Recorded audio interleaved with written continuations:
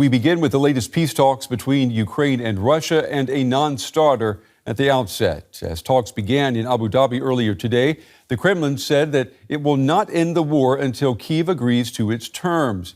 Those terms include giving up the Donbas, a strategic and mineral-rich region. Ukraine has already rejected the demand, saying it will not give up land that Russia has not even captured. Russia's military hammering away at Ukraine's so-called fortress belt along the front line in the Donetsk region. Moscow's forces have made incremental gains here over the last year, but they've come at a huge human cost. The area lies in Ukraine's eastern Donbas region, and the fate of that territory is central to the conflict between Moscow and Kyiv. Before the war, the Donbas was best known as Ukraine's industrial and coal mining heartland. But it's also a vast economic zone, rich with minerals and fertile agricultural lands. Prior to 2014, it accounted for about 16% of Ukraine's total GDP. While there are various definitions of how big the Donbas is, at the center of it are the eastern Ukrainian oblasts of Donetsk and Luhansk. Currently, Russia occupies almost all of the Luhansk region and some 85% of Donetsk. The areas still under Ukrainian control, seen here in yellow, are heavily fortified, protecting the nearby key cities of Kramatorsk and Sloviansk. Kyiv views the cities as vital to the defense of the rest of the country. Ukraine's Volodymyr Zelensky has repeatedly rejected the notion of signing away the rest of the Donbas to secure peace with Moscow. But President Vladimir Putin has doubled down on his claim to the entire region, saying it's part of Russia's historical lands. And Ukraine is coming under mounting pressure from the Trump administration to make concessions.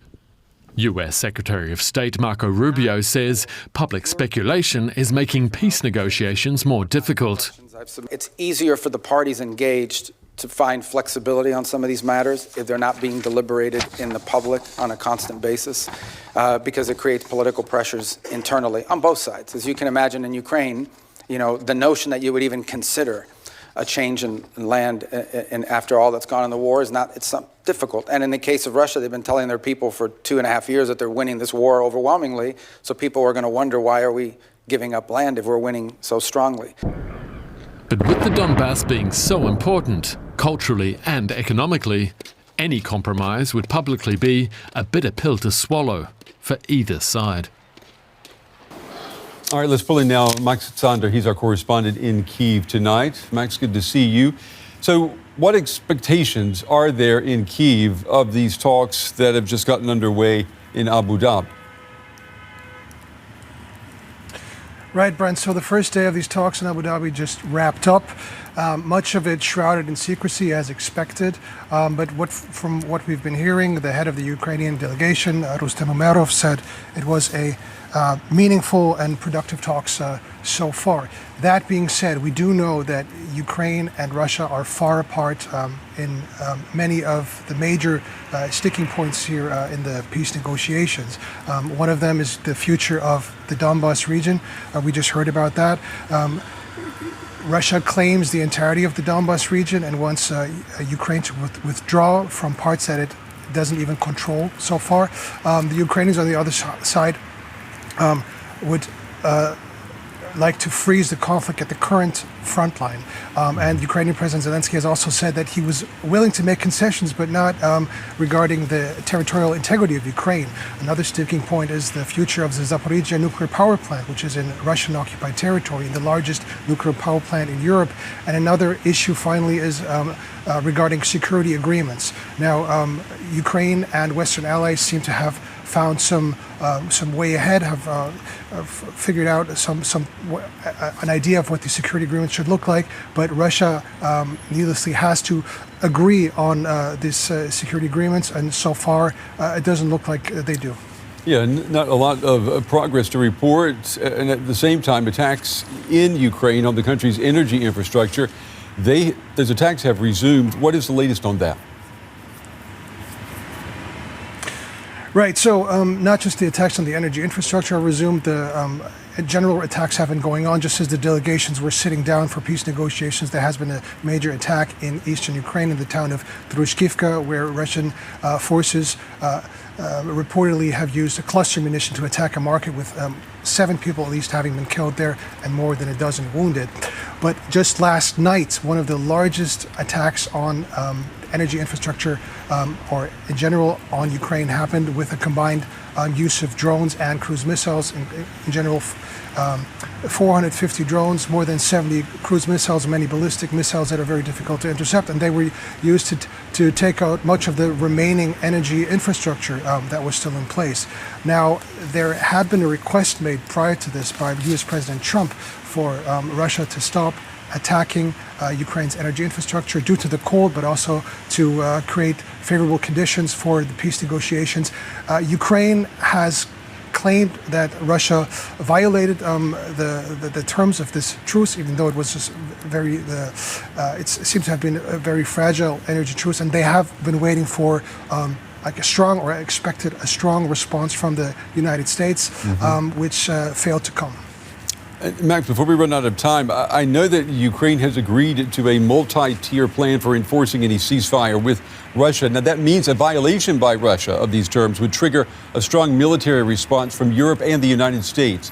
Do Ukrainians feel confident that they can rely on this type of security guarantee?